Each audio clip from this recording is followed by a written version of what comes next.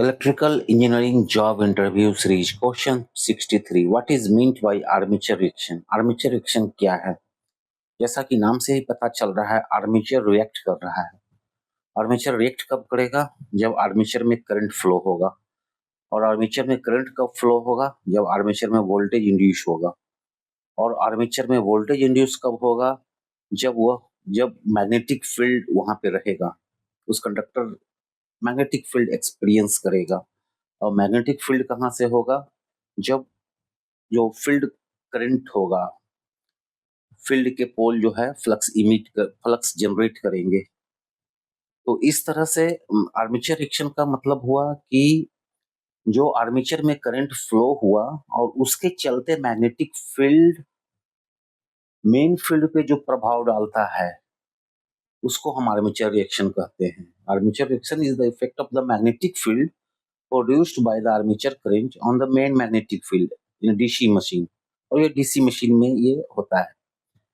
तो हम armature reaction समझे कि आर्मेचर करंट के चलते जो फील्ड पैदा होता है, मैग्नेटिक फील्ड, और वो फील्ड जो प्रभाव डालता है मेन फील्ड पे, उसको हम आर्मेचर रिएक्शन कहते हैं। तो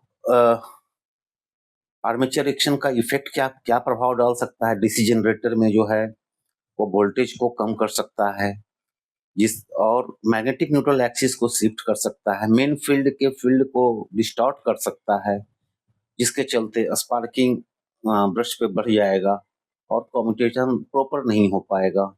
डीसी मोटर में जो है उसी तरह से मेन फील्ड को आर्मेचर का करंट के चलते जो फील्ड जनरेट हुआ वो डिस्टॉर्ट कर सकता है, फील्ड को घटा सकता है, फील्ड का स्ट्रेंथ को, जिसके चलते टॉर्क कैरेक्टरिस्टिक पे असर पड़ सकता है और ब्रश स्पार्किंग और पुअर कम्यूटेशन होगा। तो ये जो प्रभाव डालता है, ये आर्मेचर रिएक्शन को हम दो भागों में बांट सकते हैं, क्रॉस मैग्नेटाइजिंग इफेक्ट और डीमैग्नेटाइजिंग इफेक्ट।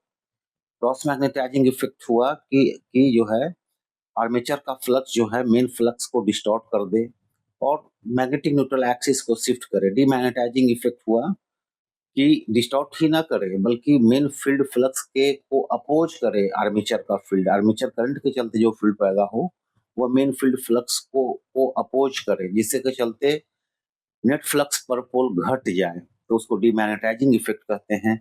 और इसको दूर आर्मेचर रिएक्शन तो इस तरह से आप देख रहे हैं कि ये मोटर के लिए अच्छा नहीं है। इसके चलते प्रॉपर कम्यूटेशंस और स्पार्किंग एंड ब्रश मोटर के केस में टॉर्क कम हो सकता है, टॉर्क के कैरेक्टरिस्टिक पर असर पड़ सकता है, जनरेटर के केस में वोल्टेज कम जनरेट कर सकता है। तो इस तरह से, और आर्मेचर रिएक्शन को रिड्यूस करने के क्या तरीका है? हम इंटरपोल लगाते हैं, दो पोल के बीच में इंटरपोल लगाते हैं और कंपेंसेटिंग वाइंडिंग भी यूज करते हैं ताकि आर्मेचर का रिएक्शन को हम न्यूट्रलाइज कर पाए।